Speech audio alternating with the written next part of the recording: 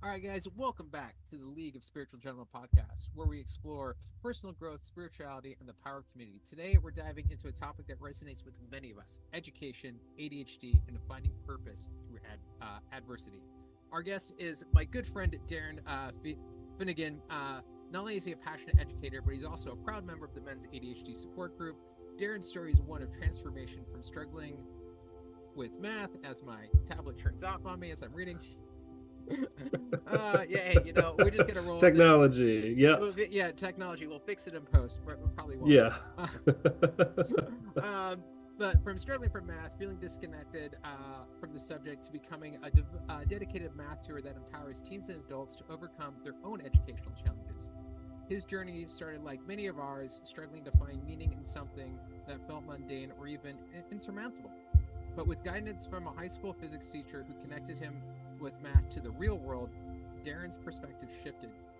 He went on to major in mathematics, worked to fill the gaps in his own education, and now runs his own tutoring practice called Tutor My Math.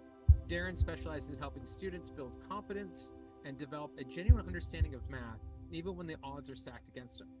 We'll talk about his journey, his ADHD journey, and the tools he's developed to succeed, and how he is helping others to discover their hidden potential. Darren, welcome to the show, and we'll also talk about your nomadic lifestyle because I love all that kind of stuff. So, welcome to the podcast, and thank you so much for being here. Really appreciate it. Yeah. Well, thank you, Dave. Thanks for having me, and thanks for such a lovely introduction. I'm excited.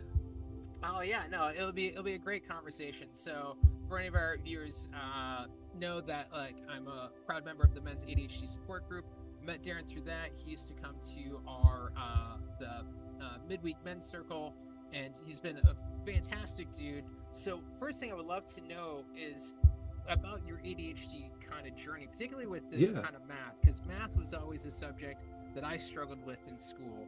So tell me about when were you diagnosed, and how did that kind of come about with your kind of early kind of years of learning in school and things like that?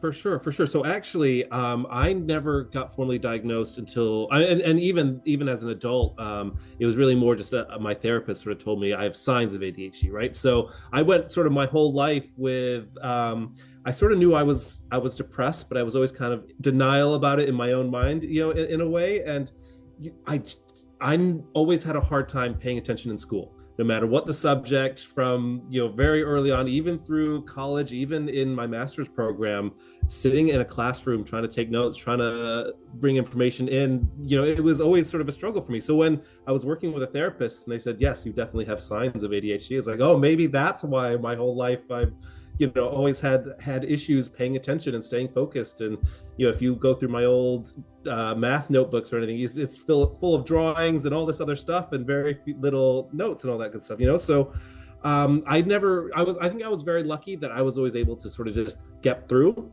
I was always very much like a B student through most of school. I think I very rarely did homework. I was able to just sort of get it done well enough and do well enough in the tests that I don't think it ever sort of raised anyone's flags. And I sort of just spent my whole life kind of hiding my depression symptoms from myself and from the outside world. And again, I think I was 29. It was a few years ago during the pandemic that I sort of realized I should probably do something about my depression, and realized there's also elements of anxiety, elements of ADHD, and all of these other things. And so the last few years has just been sort of sorting out what's coming from what part of the is depression or anxiety or ADHD. And it's been a really interesting journey, but yeah, like I said, I was kind of lucky that I was able to sort of get through and never medicated or anything like that in the earlier years, if that makes sense. But definitely I look back and I think I wish the way that I had been taught had been different.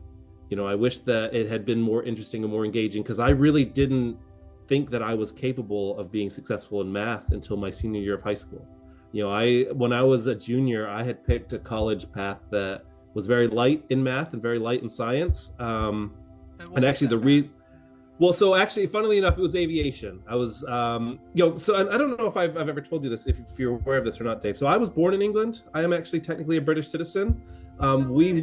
Yeah. So we moved to the States in the early 90s. I was 2.5 years old. So that's why, I don't have an accent or anything like that, but still a British citizen to this day. And so when it came time to pick what my college degree was going to be, I had no idea what I wanted to do. I certainly didn't think I was good at anything or capable of anything. I always thought I was just average. And, so I thought, well, if I become a pilot, at least maybe I could fly back and forth across the Atlantic, maybe get to spend some time in both places, England and back home in Detroit. And so that was it. That's how I sort of determined the thing that would be the rest of my life, And so my junior year, I had signed up for a bunch of classes, and actually, I didn't want to take another science class. I didn't want to take any more math. I think I took a math class, but I had signed up instead for AP European History. And again, it was sort of like my attempt to connect with, I'd always learned American history. I'd never really learned English or any, European history. And last minute, once I realized that I wanted to go into aviation, it required a physics class, right? And so I even thought my whole reasoning was, if I have to take physics in university, I'm probably going to fail the first time. And so I'll take it in high school. And if I fail in high school, at least then I'll have seen it once and be able to be more successful when I get to university. Like, that was the thought process, I love that thought process, though, because it is one of those things of like, all right, like, it's like, and it's kind of probably had to do, like, I can see how depression can also play into there too, of like, all right, look, I know I'm going to fail at it. I know I'm going to fail the first time, no matter what I do, which is like, which is a good kind of mindset, because anytime when you attempt anything new, you will always fail kind of the first time, because you're still learning, right? Like, so, and it's like, I love that idea of like, okay, I don't want to do math, but we're going to go flying, which doesn't have a lot of math, although probably does have actually a lot of math. It does, it does have a little bit in there, absolutely. A few people pointed that out to me. It's like, I think I could have gotten through the algebra class. I think there was a trigonometry class and then the physics class. And again, it's like, I'll just take as much as I can in high school so that when I fail it then, I'll at least have seen it once, And but it turned out I had a fantastic teacher that year, thankfully. Really great guy. Like, this guy should be teaching other physics teachers how to teach physics. Like, he just made it enjoyable and interesting. And suddenly it's like, oh, there's a reason why we learned all this crap in algebra 2 about functions and equations and all this stuff. Like, there is a reason behind all this stuff. We don't see it until you get to that level, right? And suddenly it's like, okay, this is kind of interesting. I want to kind of learn more. And that was really the first time, graduated high school. And then that was like the first time I went back to the library in years and started reading books on, advanced quantum mechanics, all this kind of stuff, just to understand, what's out there. And I thought, well, maybe I could do something in this realm. And that was sort of the first few steps in that direction. And I ended up getting a B in that physics class, because again, I got a B in pretty much everything. And then, so actually I graduated high school 2009. Which was, height of recession here in the States, and I think pretty much around the world. And my dad had been laid off at the time, and going to aviation school was basically going to be, double tuition, because you have to pay for flight school and you have to pay for university. It was really the only time I've ever seen my dad get emotional was when we met with the advisor and they broke down the cost for us. And he basically said to me, like, if you want to do this, you're taking this on, we may not be able to support you. And that was sort of I didn't understand what $100,000 was when I was that age. It's like, oh yeah, no, I don't know what school, because I know my brother looked into going into flight school as well at Embry-Riddle, and it was and it's just extremely expensive to like if you don't go the military route for aviation, for sure, it's a very, very expensive route. Like, my brother is now, he got his private pilots and did all that, but it was a long journey and a very expensive one to go through. Exactly. So what I would love to kind of go down a little bit more is the when you were talking about kind of finding that kind of passion, particularly of all right, these other math classes didn't interest you at all, or had this kind of interesting thing. So when applying now for your own students, how do you bring that? Because we need to understand the basics, but how do you make the basics more interesting? Because you told me once of how you've made you can teach math in a way that hasn't been taught before. So you want to go into what inspired that, or did that have anything to relate to that? Well, and I always try and tell my students, I get it. The way that we teach math in school is boring. I'm working with a couple seventh graders, a few younger students right now. It's I know that you're not engaged in this, because I wasn't engaged with it when I was your age. And again, eventually, and we tell students this all the time, eventually, if you stick with it, you might find something that does interest you and you might be able to get into it, And so the way that it sort of all played out for me was, so in 2009, I decided to go to community college instead of university. And I took a placement exam and they put me in Calculus 1. I thought, okay, well, that doesn't seem right. Like, how am I going to pass Calc 1? And the lady said, well, just try it, whatever. And so I ended up switching to doing like a associate's degree in engineering.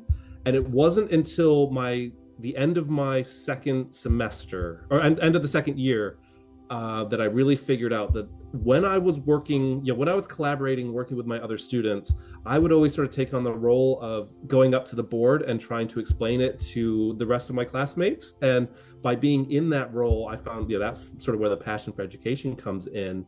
And that was the first time I ever got a 4.0 in a class, that I absolutely crushed it. And from there, once I'd figured that out, I was suddenly getting really good grades. And, I think my master's GPA was like a 3.98 or something like that. And so suddenly it made a lot of sense for me. But to get back to sort of your question, what I'm working on now is, well, okay. So when I decided maybe math is something that I would be interested in doing, there was a tutoring company that was opening up right by campus, and I was working at a movie theater at the time and was looking for something a little bit more relevant. So I got a job working at this math learning center franchise. And again, it was one of those things where it's funny because it was a husband-wife team, and you have to show up, you have to take a test to get in. And I was so calculator dependent. I could not do anything without my graphing calculator. And the day I showed up to take the test to see if I was qualified, the husband was there and not the wife. And it was the wife's business, this woman, Lori, who taught me everything about teaching math. And so the husband let me use the calculator on the test. And so I was able to sort of get through and pass it, because I don't think I was supposed to. But having that job allowed me to sort of go back and relearn all of the skills and gaps and things that were missing in my own abilities, mental math wise, particularly fractions, decimal concepts, these things. That's where most students start struggling, is fourth, fifth, sixth grade, when we start getting into positive and negatives and fraction concepts and all this stuff. And that's really where math sort of starts to get boring, right? It's long. No one wants to do long division. The only thing worse than doing long division is teaching long division, because then you just have to sit there and watch somebody struggle to do long division. So going back and reviewing some of these very number theory heavy concepts allowed me to build my skills up. And suddenly I was like, okay, now I know how to do this stuff. Now I filled that gap in, and immediately in my undergrad program, I noticed that like things are making more sense faster because I have a stronger foundation. So what I'm working on now is helping my students fill in some of those skills, right? Fill in those mental math skills, fraction concepts, decimal concepts, and, again, try to make it a little bit more fun, a little bit more interesting. And there's a set of tools that we typically don't teach in school called the divisibility tricks. And it basically tells you how to tell if one number can be divided by another number. And, they're actually a lot of fun. And one day my boss came to me and said, we need to prove this divisibility trick for 9, right? You add up the digits of a number and that tells you whether or not it's divisible by 9. Like, why does that work? And I like to joke, that was the only time I ever got paid to write a proof. I got to sit down for an hour and sort of figure it out. And it's an interesting problem. So I've sort of stuck with that over the years. Is anytime I'm working with a new student, the first thing I teach them are these divisibility tricks, because it's just an extra set of tools on top of, typically when we go into fraction concepts, we teach multiplication tables, we teach here's how to do long division, here's some stuff about fractions, and good luck, and by adding this extra set of tools in, it just gives you another framework to look at numbers and understand how they break down. That's really all we're doing. So that's really fascinating, because because I'm thinking about, like, as my time as a chef, because I struggled with math in school. Like, right. I didn't get past, like, I think like algebra 1. Like, that was where I kind of leveled out. That was enough. And a lot of people do. Yeah, and it was where, because it didn't make a lot of sense to me. But then, especially when I was doing fractions, it was like, okay, I had to slice pies a lot, and I used to work at a pizza place. So, like, okay, I'm like, all right, we need to get 12 slices out of this. How do I get 12? Like, and then, all right, like, how do I, like, divide this and break it down? So, could you go into, because you talked about these, because now I'm actually kind of interested. Yeah. What's like so when let's say I was a new student. So what's like the first kind of divisibility you were talking about? So the 9-6. Yeah. So what's like So I'm let's take a step back. Let's take a step back, because everyone sort of automatically knows the first one, which is, how do you tell if a number can be divided by 2? How can you tell if a number can be cut in half evenly without a remainder, right? And that's if you're dividing an even number, right? So if a number ends in a 0, a 2, a 4, a 6, or an 8, it's an even number. We know that that can be divided by 2, and it's pretty easy to figure out what the answer is going to be. That's your first divisibility trick, dividing by 2. And then you look at, okay, well, how do I tell if a number can be divided by 5? Well, all the multiples of 5, if you count by 5, 0, 5, 10, 15, 25, 30, right? It always ends in a 0 or a 5. And same thing with 10. If you're counting by 10s, it always ends in a 0. So just by looking at a number, you can determine 2, 5, and 10 if it ends in one of those numbers, right? 0, 2, 4, 6, 8 for 2, 0 for 10, and then a 0 or 5 tells you 5, right? So most people know that one and can identify that one pretty quick. But then, yes, so the trick for 9. So say I have the number 3,456, 3456. And I want to know, can that number be divided by 9? You take those digits, 3, the 4, the 5, the 6, you add them up. 3 plus 4 plus 5 plus 6 adds up to 18. And then if you're not sure, you can do the same thing again. Take the 1 and the 8, add that up. 1 plus 8 is 9. And so because 9 is divisible by 9, 18 is divisible by 9, which means 3,456 is divisible by 9.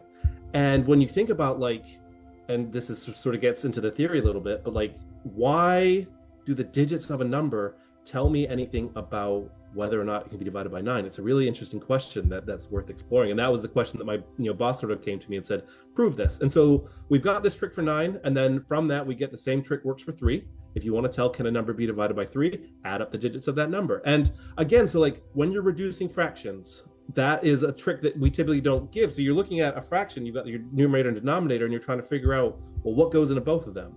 And if they're both even numbers, you just divide them by 2, but then eventually you might have to check a 3, a 7, a 6, some of these other numbers. And so it's just another set of tools. That's, sort of the first example is being able to look at the numerator and the denominator and figure out what common factors they have, and being able to find common factors comes up again in algebra, right? As you start factoring quadratics and some of these other things, knowing what we mean by a factor, how to factor numbers, how to find factors of a number, that's what these divisibility tricks give us. And I typically stick with the trick for 2, 3, 4, 6, 9, and 10.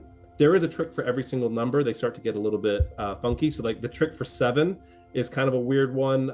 You take off the last digit of the number, you double it, and then you subtract that number from the remaining digits. So if you have the number 343, this is the example I always use, 343, take off the last 3, double it is 6, and then the 34, the digits that are left, 34 minus 6 is 28. 28 can be divided by 7, which means 343 can be divided by 7. And again, it's like, why does that trick work? It's kind of interesting, right? And so, again, it's not anything so groundbreaking, but when and I teach this to my adult students as well, and they look at it and they go, why was I never taught this in school? Because this challenge of figuring out what factors go into number is quite a hard thing, actually. If you look at mathematics sort of on that advanced end, like being able to find factors of a number is a difficult problem. And so having this little trick, this easy little thing that you can do just to start pulling factors out, it's suddenly like, okay, this starts to make a little bit more sense. And so that's where I start with all of my students. Does that make sense so far, Dave? Yeah, no, that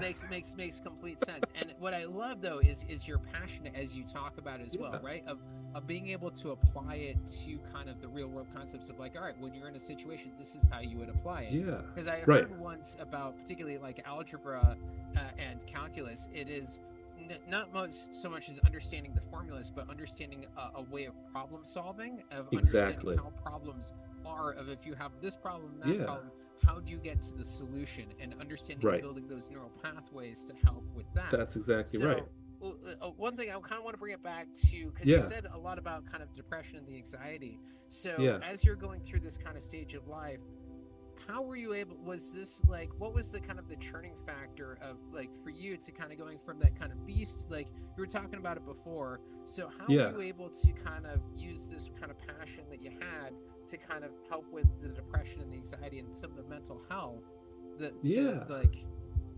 well, I definitely think going to university is just a good experience for everyone. I know not everyone gets the opportunity, and there's a lot we can say about that, but suddenly it's like, okay, now I'm with this new group of people, and again, I've found this way of being successful that works for me is when I'm the person that's sort of up explaining to everyone else how it works. And so that builds confidence, right? And I think, I think the main, I don't call it symptom, but the main outward manifestation of all of these problems is a lack of confidence. And again, it was a lack of confidence in my ability to be successful in advanced math or science in a career like that. I think it was a lack of confidence of, saying I know how to do something and that actually I have some skills in a particular area, a lack of confidence in being able to go up in front of a group of people and do all of these things. And so I think, just being able to suddenly be that person that could do that, that starts to build your confidence. You feel less anxious about public speaking, all that kind of stuff. And, suddenly it's like, okay, I am capable. I'm actually pretty good at this one particular thing. And then, as it comes time to turn that into a career, I went into data analytics because that's, when you have a math degree, it's either teach or, do whatever the hot thing is. And at the time it was data analytics. And I funnily enough, I didn't want to be a teacher, which I'll talk about more later. But so suddenly, now I'm in a career type environment and it's like, I'm being sent to conferences and meeting people and doing all these things. And like, okay, like I am actually competent and capable. And, where I always thought that I was antisocial. That was, and again, like as a kid, I didn't have these words of like, oh, I have anxiety or ADHD or depression. Like, I think again, I was sort of denying in my own head. Like, I think I was like, it's like almost like a joke, like, oh, haha, like you have depression or whatever. But like, I wasn't, doing anything about it. But I would always describe myself as being antisocial. I didn't like people or people didn't like me. And, I wasn't, like you feel like you're this weird different person that just for whatever reason in life you didn't get the same book that everyone else got, and it's like I don't fit in, and I imagine a lot of people have that feeling of like, I didn't feel like I really fit in, I didn't feel like I knew how to connect with people, all those problems. And so as again, I guess that's the point, is like as I'm in college, as I'm having a career, like suddenly I'm making friends, I'm collaborating with people, and realizing that a lot of these narratives that I told myself early in my life weren't true, and back then people still weren't really talking about mental health quite as much. That's why it took me until I was 29 before I really seriously decided to do something about it. But it's just a life experience thing, I think, in a lot of ways. Does that sort of make sense? Oh, absolutely, right? Because especially when you're like how does like people clients that have like, oh, I want to gain confidence in this. I'm like, all right, you need to build evidence, right? Like the way you gain confidence is through evidence, is by the continual action of doing something over and over again, and then also finding the same people that like what you like, that enjoy your passions and your interests. So if you're in like a typical American high school, and like I didn't really felt like I fit in my high school. So I ended up, I don't know if I ever told you this, I actually went to 2 high schools. So I did my junior, senior year, I did half the day I did at a culinary program, and the other half I did at my private school, because I knew at 14, I was like, all right, I want to be a chef. This is what I'm going to do. And everything I'm going to do is like, I even for my classes, because I didn't have to do math, because math was considered under the culinary thing, because you have to use a lot of math in of cooking. Course, yeah. But like for any of my regular classes, for my major projects, I would just cook dishes. So I would find we'd do for like U.S. history, it was like we were doing the 1920s. So I found recipes from the 1920s and I made the dude lunch. So it was like, all right, so even if he didn't even if the recipe was off or anything, he would have known. I thought his belly, but I was like, all right, how can I apply the thing that I like into what I enjoy? Because like I had a lot of depression, a lot of felt like I don't belong here. For sure. So, and that was kind of, I love that. I think that's so cool that you knew at that early age that that's something you want to do, and you started bringing it in. I think for me, a lot of the challenge was like, I didn't know how to do things, and I didn't think I could. And I remember like even in college, there were times like some guy came to our studies group and he was talking about how he trades stocks and does all this stuff. And it's like, well, I wish I knew how to do that, or I could do that. But there was always this mental thing of like, because I don't know how to do it now, that means it'll never be accessible to me, like, and I don't know quite the right way to word it, but like, it was always a very like being down on myself for not being better and not knowing more and not, does that make sense? Like I was always sort of like, oh, absolutely. I putting that negative damper on myself. of like, for sure. like especially Yeah. because as you and I are both kind of entrepreneurs trying to do our own businesses, Yeah. and it's like those feelings come up so often of like, all right, I'm trying out these completely new skill sets of trying to learn how to do marketing, learn Yep. sales, learn like, Exactly. and it's like as I go into the coaching field more and stuff like that, it's like, okay. And it's one of the lessons I always try to remember is like the more you learn, the less you truly know. Yes. Yeah, yeah, yeah. Absolutely. Which always seemed kind of like, which I always thought was kind of like silly, because it's like, wouldn't I know more? But it's no, because once you start to go Once like, you realize, you yeah. realize, because most people stay on the surface, but once you start to go deep on one subject, you Hmm. go deep and really passionate, which I think is an ADHD strength, is that we have that interest, and you're like, you Yeah, go super deep on it, you can learn a lot about that. But anything for else sure. around it, you're still very base level on that. So it's like, recognizing that you're like you're a master of one trade, you don't necessarily need to be a jack of all trades. Like, Right. For sure. And even something like entrepreneurship, I just assumed that that was one of those things that some people get to do that, but that's not me. And like, it wasn't until I already was in my 20s and had a career that somebody said to me, "I'm surprised you're not an entrepreneur." And I was like, "Oh, like that's a thing I'm just allowed to do."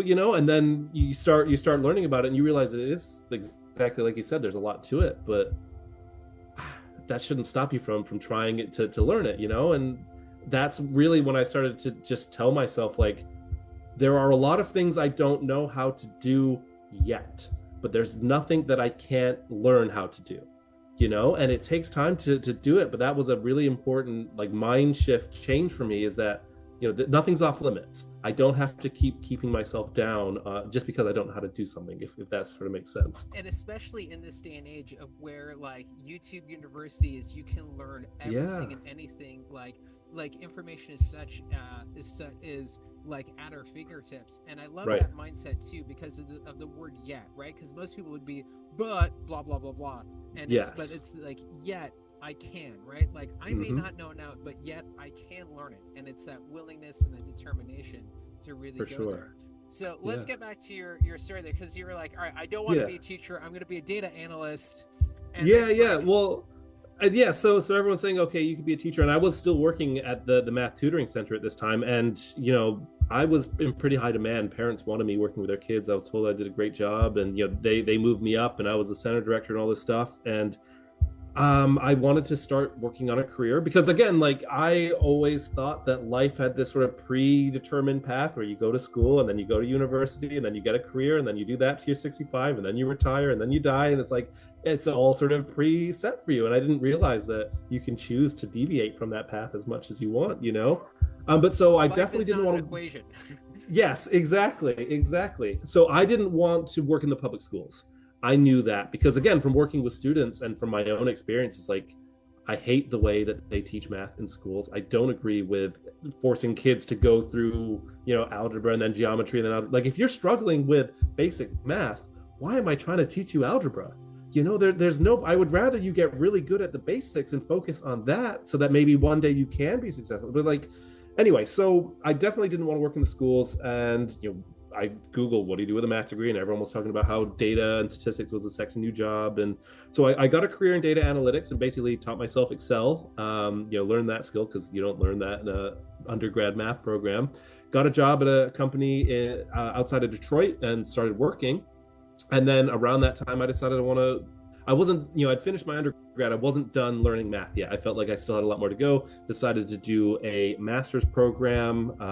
And so basically I was working a career full time and trying to fit in graduate classes. That's why it took me 10 years to complete that 2-year degree, because it was like one class a semester if I was lucky. But, stuck with it, kept working on it. And Yeah, but I want to give you some yeah, proofs here, because that is, I think, like, because people feel like, oh, it's a 2-year thing, so I have to finish it in 2 years. And you're like, no, you don't have to, right? Like, right, it's like, all right, for you fit sure. it in where you can fit it in, and you like, Yeah, and it's just chipping it out at one kind of step at a way. And I think that was just, yeah, I think that's such a powerful thing of like once again, like that predetermined path you were talking about of like, all right, yeah. it has to be done in this time frame. Like, does it though, right? Like, No, exactly. Yeah. And I'm very grateful that I got a career and got some real experience in that sort of area. And, working in office for a while was fun. And again, it taught me about, actually, I am a collaborator. I remember even sitting in my office and noticing that shift of like, I used to think I was antisocial. Now I realize I'm a collaborator. Like I work better if I'm just sitting at a computer all day. Then I get distracted. I can't focus. I get nothing done. But when I'm actually having conversations, and that's when for me the magic really happens. So like learning that about myself. But yeah, so I was working on my master's program, and I kept tutoring in my own time. Every once in a while, family or friend, someone would reach out and need some help. And so every once in a while, I'd have a student or two. So I always, kept that going just as sort of like a side hustle type thing without even recognizing that it was a side hustle. And then at some point, funny story, that company I was working for got shut down. It ended up the owner was doing some not very legal things, and the FBI was looking for him. And so we didn't get paid and all this good stuff. And fortunately, I found a job in downtown Detroit that required. You keep the math and the books right, like yeah, the books didn't add up. It's like, all right, this is it's a math tutoring place, and the books aren't added up. No, not the math tutoring place. The company I worked at after that. The math tutoring place was very good. It was a great company and a great experience. But the company after that, yes, they were doing some very creative stuff. And I actually, about 3 weeks before we figured it out, or before we got shut down, I sort of figured it out that like this just doesn't add up. Something here isn't right. And then it's like, well, what do you do? Because I was working, the whole time I was there, I was pushing for, let's implement one software solution that captures all of our data. Because the data was an absolute mess. And I was just putting out fires and doing jumping through hoops, all this stuff to just get basic analytics. So for 3 years, I was pushing to get get a platform built out. And we ended up going with Salesforce, which, it was like the best of the best at the time. So I was working on this Salesforce project. We were about to go live with it. They were supporting me, taking classes. I was getting paid really well, but I sort of realized that something isn't right here. I think something illegal is happening. And 3 weeks later, they brought us into the break room and said, you don't have a job anymore. Good luck. Well, you'll get paid. And then they didn't pay us and all this stuff. But I was very lucky to find another job in downtown Detroit that used the exact same platforms that I was using, exact same skills, everything. It was just, a different, better company. And so, I was going to school in Detroit. I was working in downtown Detroit. And actually, so I'm about 24. Oh no, I'd already moved out of my parents' house at that point. So I was living with a roommate, sort of near the city, and commuting downtown. And that is right when I really started struggling with insomnia. I think the stress of, suddenly this career is a thing, and like there are responsibilities, I'm getting paid really well, but I have to deliver results. And I started having challenges with, I would wake up about 4 a.m. every morning, wide awake, like jittery, wired, and unable to go back to sleep. And then around 6 a.m. when my alarm would go off, I would be dead. So I would start the day off absolutely freaking exhausted, and that was sort of my day for a while. So I'm working more than full time at this job because it was a sales company. They were selling small business loans, and so like there's this culture of you show up and you're there the whole day, and you're constantly pushing for more and more. And it was long hours, and I'm working on my master's program. So it's like after I would get done with that demanding job, I would then go work on my master's program. And that was sort of tough times for me. Was I remember I fell asleep in a meeting once, and that was embarrassing. And they were just like, just go home and like do what you need to do. And I was like, well, that's not gonna. So, and part of the reason I bring up the sleeping problems is because I do think it's all connected. I think the ADHD, the depression, all these things. Looking back on it now, I don't think I ever really slept at any point in my life as a kid, and I think that's why paying attention to school is so hard. I was constantly wanting to fall asleep, and I think that affects your brain over a long term. And so focusing on sleep has really been something that has become important to try and alleviate and be my best self, is to really focus in on sleep. So I realize I'm rambling and jumping over all over a little bit here, but actually I want to pull yeah, on the please do, yeah, pull on the insomnia thread, because so many people with ADHD do struggle with insomnia, do struggle with trying to go to sleep. So how have you kind of like tackled this problem? What have you kind of done to help improve your sleep? What are some maybe tips or tricks, or what kind of brought you to that point? Yeah, so at the time, and so my partner Kayla and I, we had just started dating, and obviously when you're with someone else, they tell you, hey, you stop breathing when you're asleep. Like, that's not great. So I ended up going and doing a sleep study with a local doctor, and it was funny. Like, when he was giving me the results of the sleep study, he was like, "Yeah, so you've stopped breathing 19 times," and I was like, "Oh wow, like that's a lot." I said, "No, no, no, 19 times every hour." I was like, "Oh, like this is pretty serious." And so he put me on a CPAP. A horrible thing, which I was always a side sleeper. So now all of a sudden I'm trying to sleep on my back with this awful hose blowing air up my nose. And that helped, but it didn't alleviate. Like, I was still waking up and having insomnia issues. I feel like the sleep that I was getting was better, but I was still, waking up and trying to figure out, like, is this a physical problem? Is this a psychological problem? Is it just anxiety? Like, what's really going on here? And so I went back to the doctor a few times and, said I'm still having issues. And I got really annoyed because I was like, I'm still waking up at 4 a.m. And he's like, "Oh, well, that's your problem. Just stop waking up at 4 a.m." It's like, no, that's why I'm here to see you is I have this problem. Like, he was trying to put me on antidepressants, and like he just kept upping the dosage and it wasn't helping. And I kept using the CPAP for a while, but it definitely wasn't, the right solution. And around this time, we actually moved from Detroit to Denver, and I was still having issues with insomnia and all this stuff. But it was actually just a couple years ago. It was last year.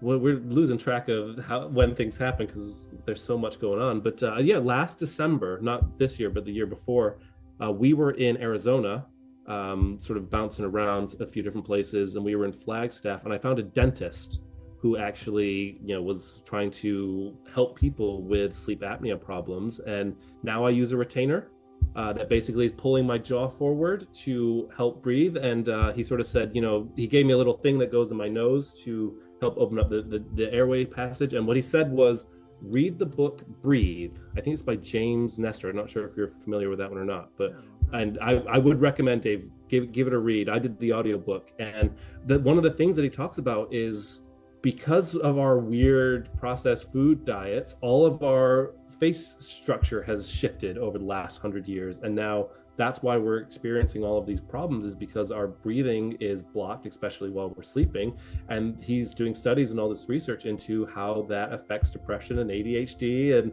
anxiety and all these things. And then again, that was sort of the moment where I realized, like, the breath is such an important thing, which I find fascinating that it's the dentist, right? Not yes, not the guy who is the sleep specialist or exactly, like the breathing specialist, but the dentist. The dentist. Once again, goes to show like how everything is interconnected. Absolutely. I remember his guy used to come to the meetings. He reached out to me. He had like something. He had a surgery on his nose. Yeah. And he had severe ADHD kind of issues. Then they like kind of fixed the septum. I'm not exactly can't remember what they did, but like he sent me this message and was just like, "Oh my God, I can like function now." Like and the fact that you're not getting enough. If you think about it, when you're breathing in, especially when you're sleeping, you need oxygen for your brain and your body and everything else.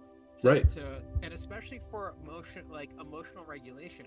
Mm-hmm. One of the things I do for a lot of clients of like, so when they're struggling with like high anxiety, or like if you're like, best example I do is like every time before I go on stage on stand-up comedy, when I did stand-up comedy, I would get super like the feelings would just come like really intense in the body. Yeah, I bet. And so I learned how to this disassociation technique, where it's basically right hand on the chest, left hand on the belly, and you start breathing in deeply, and then you bring your awareness to the physical sensations happening with the body, because your body is like, oh my God, so this must mean anxiety, this must mean like nervousness, panic mode. But like when I start to go in there, I disassociate that word that my mind is associated with these physical sensations, because all that's happening is I'm having physical sensations. Because when I started to analyze my physical sensations, I realized my nervousness and anxiety is almost parallel to my excitement. Like the physical sensations are almost the same. So when we start to breathe in deep, you slow down the mind, because you're adding in more oxygen, right? And like you're adding more of the things it needs. When we panic, right, where we breathe from the chest, and then exactly, hyperventilate a little bit, out more, and it just goes crazy. Right. Well, and so the takeaway from this book, Breathe, is basically we're all breathing through our mouths far too much, and we should really be breathing through our noses. And this is it was only 13 months ago that I read this, but I swear to you that has been a game changer for me. Is I decided I'm just going to start breathing out of my nose. And at night, tape your mouth shut. I don't do it as much anymore, but tape your mouth shut so it forces you to breathe through your nose. And like when you're exercising, breathe through your nose and just constantly be conscious of how am I breathing. And if you're breathing through your mouth, switch to your nose. And now I'm at a point where like I'll go hiking or something and I'm breathing deeply and slowly through my nose as I'm being physical. And honestly, like I'm still not 100% with the sleep thing, but it's improved. My I feel physically stronger. Like all the exercise that I've done over the last year has really started to show that it's working, and I can go longer and I go farther, and and it helps you, like exactly like you were talking, regulate your emotions and just stay calm. And honestly, like to anyone who's listening to this, other than go work with Dave to have a coach, breathe through your nose. Just switch to breathing through your nose. It's like going from drinking dirty water to drinking clean water. It's night and day difference. And it's been a game changer for me. And like I feel like I'm a lot more with it. I'm working on projects that I actually want to be working on. Like everything is starting to feel a lot more in alignment. And I swear to you, it's just from that one little switch, it has made all the difference. So that's my number one takeaway is learn to breathe through your nose. It helps you regulate your emotions. It helps you, and there have been other things, and I'd love to get, if we have time to tell you more about the story. What are a few more things? Because I was going to say, breathing through your nose means that you're actually going into your diaphragm, of where you're actually breathing from your core versus breathing from your chest. Exactly. And yeah. It's a huge difference of the amount of air you can intake into the stomach, into the diaphragm than you can to the lungs. Like you don't take in as much oxygen through the lungs as you do. Well, we think, we breathe through our lungs, but it's actually you're breathing the diaphragm up through the lungs. It's not the ending point. It's just the stop through. Yeah. Well, and so when we were living in Denver, and it was the height of the pandemic, both Kayla and I were really at our worst points. Just emotionally, we were fighting and screaming, and just all these emotional issues. I realized I had a lot of anger.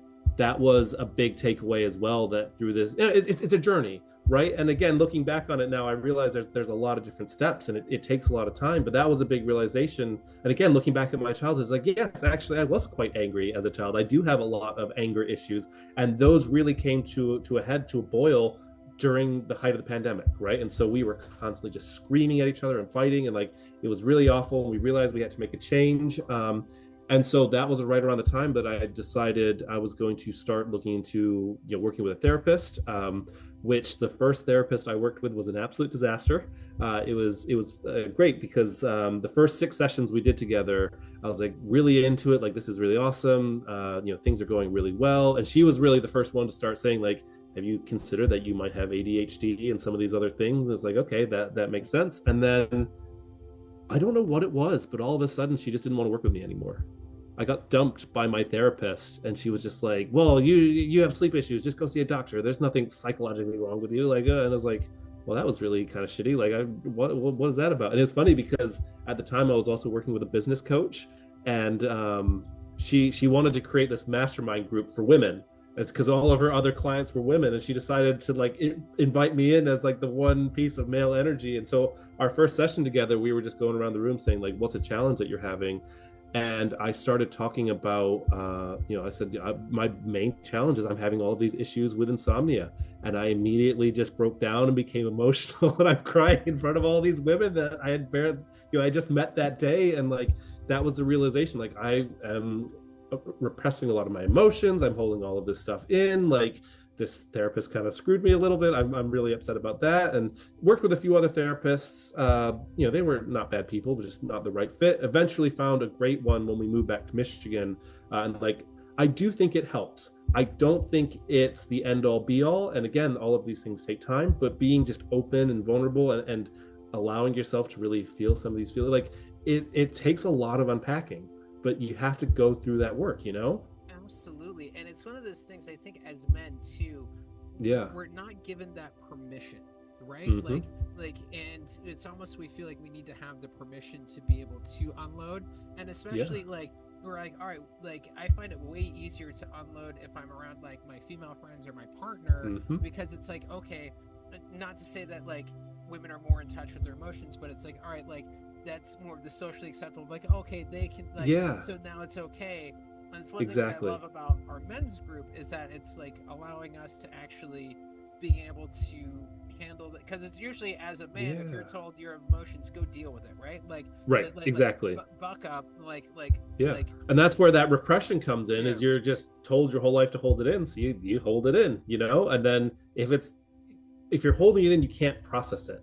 I think learning how to process emotions and all that kind of stuff, that was one of the first sort of game changers for me, was realizing that it's okay to have your feelings and to express them, and you can get support and all of these, good things. And I'm just thinking back now of like, I remember I was just laying on the floor trying to meditate with all of these feelings going on. This is back in when we live in Denver. And it's like, then compared to now is I've made so much progress these last few years. And again, it's tough. You have to put the work in, but it's so worth it to put yourself on that journey, if that makes sense, So yeah. absolutely. No, I completely agree, because it's one of the things of like my like kind of mental health journey has been like a very long and like 12, 14-year journey kind of now Yeah. of like self-discovery, self-love, and learning how to not repress as much, and learning how Mm-hmm.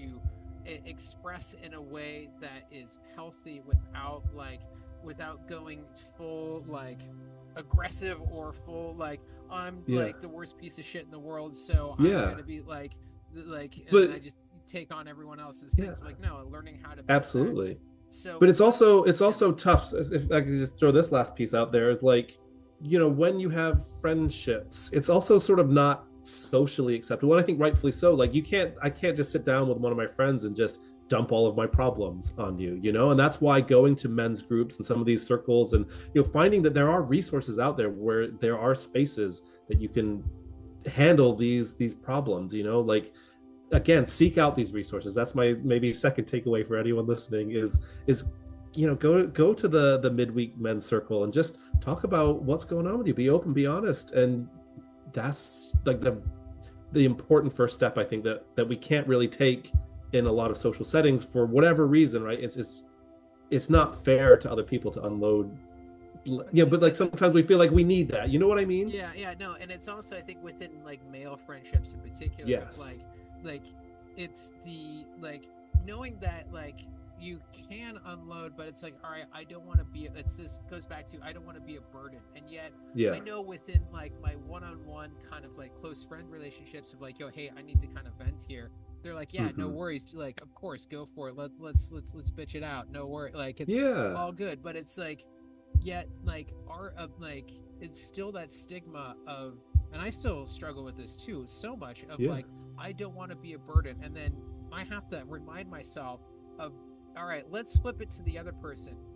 Because if someone like, if a buddy of mine was like, hey man, I need to vent, can I talk to you, or I need your help, can I help you, Yeah. like I need your help, I'd feel really good about it. So I am now Yeah. like, so now in the reverse situation, why am I such a dick to my friend to deny them that wonderful feeling of Right. helping me, right? Why am For I sure. denying them the ability to engage in our friendship in a way that I need them to engage, or I need that help? Right. Like this idea that no man is an island kind of thing. Yeah. Um, I think another important skill that everyone should learn is how to listen, right? And just, if you can what? listen to someone, an What? important skill is how to listen. Dave, you're not listening to me. But when you learn that for yourself, you can then recognize when you're in a situation, first of all, if someone's listening to you or not, which, if they're not, whatever, but like, being able to create that space for other people allows you to then find it for yourself as well. So it's just another sort of like skill that you can learn to help you realize that it is a two-way street, and that, again, there are things available. Like, another big thing that's really helped me in my life is, again, I used to think I was antisocial, and I didn't know how to communicate with people, and I thought I was awkward and all this stuff. But if you just learn how to listen to people, then people seem to like you, So And it shares out your passion and everything else. So as we kind of wrap Yeah. this up here, I would love Yeah. to get into a little bit. So what inspired you to start your business, Tutor My Math, Yeah. and Right. and your journey of a bit of your entrepreneur journey and your Yeah. vagabonding like journey as well, which is something that as a fellow former vagabond I am totally for. So For what like sure. so we had like kind of finishing off kind of our timeline there. Yeah. So we had like we were in Michigan. This is like during the pandemic. And Well, like if so you're as a couple make it through the pandemic, it is like it's a yeah. grueling relationship grudge match because like my partner and I almost broke up a couple of times during Hmm. the Oh, pandemic. sure. But I I thought think like a all lot right, if of we get people had that yeah, issue. Yeah. but if you make it through Yeah. that, then it's like all right, there's my ride or die. Like Exactly, exactly. Well, so from the moment I met Kayla, she always wanted to go live in a tiny home. And I didn't get it at first. And we both had tons of stuff. And when she moved in with me, we had this house full of just stuff, and we actually ended up shipping most of that stuff over to Denver. And so the company I was working for in downtown Detroit, I basically, Kayla had found a job in Denver because she traveled a lot for work and she really got me out of Southwest or Southeast Michigan, right? She was the one that sort of we started traveling together. She was traveling for work. Like that made me realize that you can go and live other places. So we realized we wanted to live in Denver. Kayla got offered a job in Denver. She found something for herself. And so I told the company I was working for, I'm quitting in a month. I gave them a month's notice that I'm moving to Denver, whatever. And they're like, well, hang on a second. Why don't we set you up as a virtual contractor? And this is pre-pandemic, so working virtually wasn't really as big of a thing yet. So I was very lucky. I got my virtual job before the pandemic, and I was able to hold it for most of it. But at some point, so I had this career in data analytics, and I thought I'm going to go into data science because that's where the big money is. You have to go and learn regression and Python and all these advanced skills. And I found that as I was trying to, now that I'm wrapping up my master's degree, I want to start learning these other skills. I wasn't really engaged with them.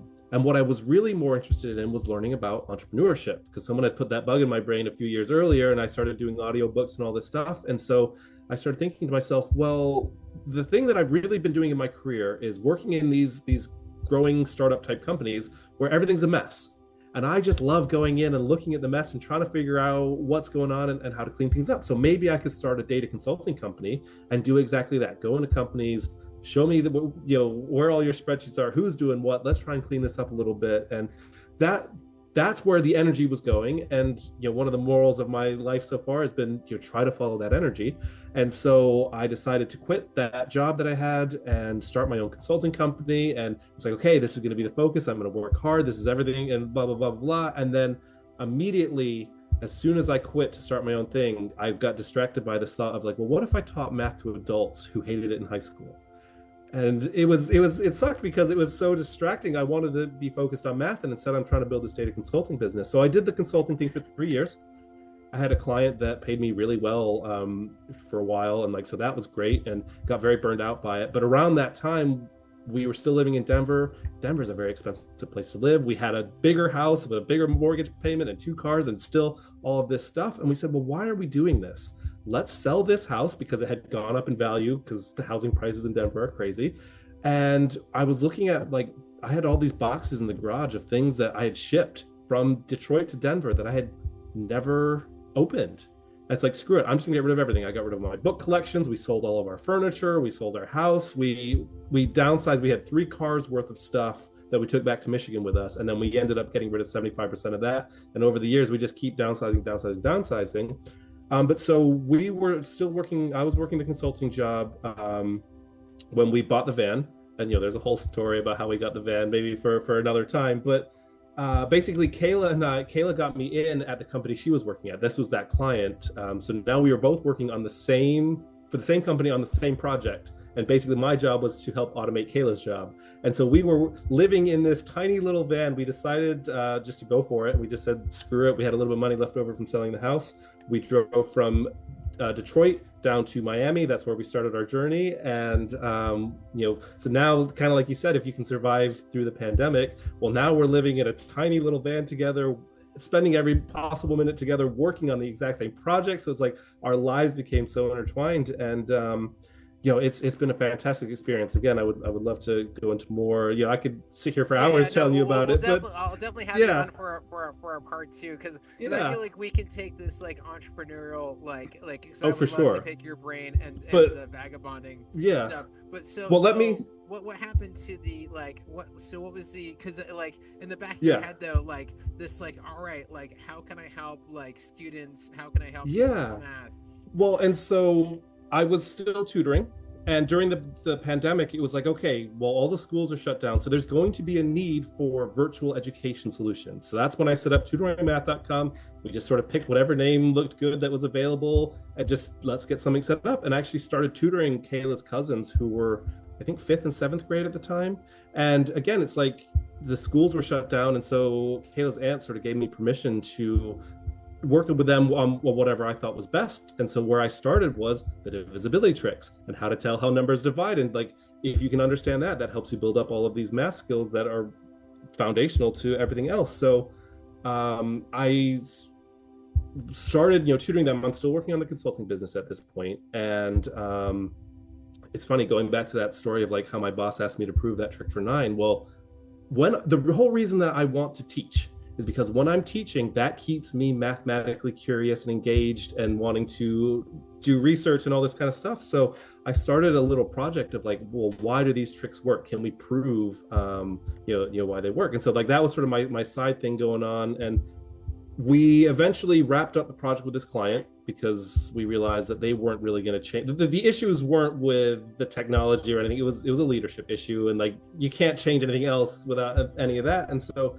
Kayla and I sat down. We put together this whole business plan of this consulting company that we were going to create all these things, and we were ready to pull the trigger on it. And we both looked at each other and said, "We don't want to do this. This is not what we want to be doing right now." And the thing that I was really engaged with was like, I want to be teaching math. I want to be doing math in my own time, right? And when we were living in Florida, living out of the van, just like bouncing around for 4 months, I was suddenly finding a lot more time to go back and start working on math problems and doing all these things. And so it was like, I would love to, first of all, work with adults, because in a virtual setting, I want to start maybe doing like groups of students, and I think it just makes a little bit more sense to build it out for adults. And sort of the thing that I'm trying to wrap it all up into one thing. So basically, the course that I created is called All About Numbers.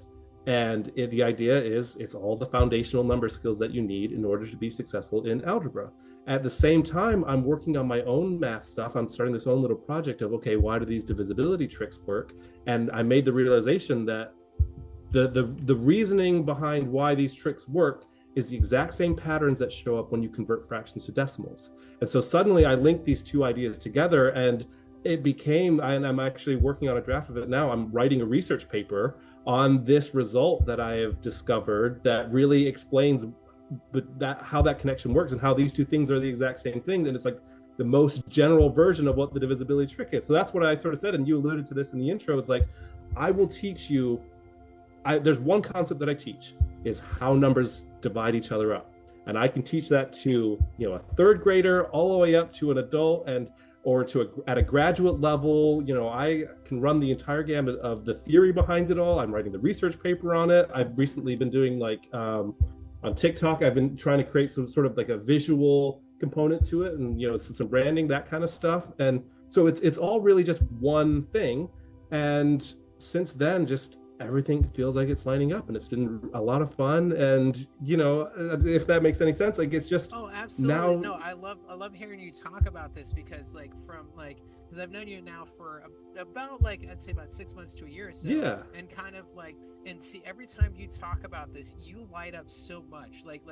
It's always amazing when I find people that find their passion, that find their kind of purpose and their reason, and they go for it, and they try to really make it a reality and happen. No, thank you, Darren, so much for having this conversation. I'll definitely have you on for sure. a part 2. I would love that, Dave. On the vagabonding and entrepreneurial stuff, because it's really, really fascinating. But I'll make sure to have all your socials down below in the comments. Definitely, if you are struggling with math, wanna master the numbers of your life, go check out Darren Finnigan at Tutor My Math. fantastic thing. Darren, thank you so much for being here. Thank you, Really Dave, appreciate and thank you for all the work that you're doing, because your group has really helped me, and I know it's helped a lot of other guys too. So anyone listening, Thanks, man. please check out what Dave's got going on, because it's some great stuff. Oh, I really appreciate that. Thank you Yeah. guys for watching, and don't forget to check out Darren, and we'll see you on the next one. Have a great, if not better day. Oh, the hands need to go up there a little bit more, but that's all right.